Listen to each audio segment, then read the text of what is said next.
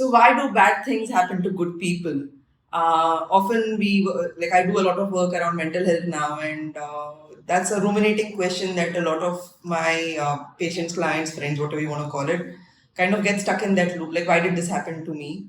And one thing I want to highlight: a lot of people say it's God's doing. God did this. Why me? And all of that. So understand that the creator, God or goddess, whoever it is not some mean kid with a magnifying glass on an ant trying to kill it with sun. That's not how God is.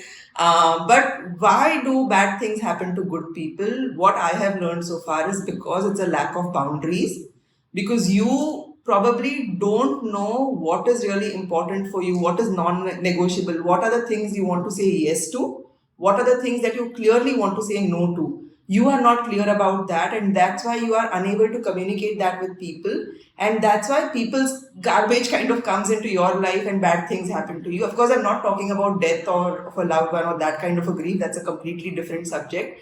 But this is more about day-to-day interactions with people. Why are people bad to me when I'm such a nice person? It's because you probably do not have the right kind of boundaries in place in terms of what do you want to say yes and no to. Secondly, what are the things people can take from you with your consent, right? A lot of people might have boundaries around what are the things they don't want to say no to.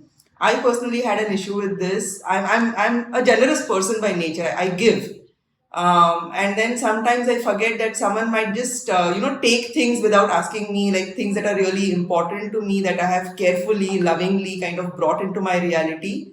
And given my generous nature, they might think that it doesn't even bother me when it's taken.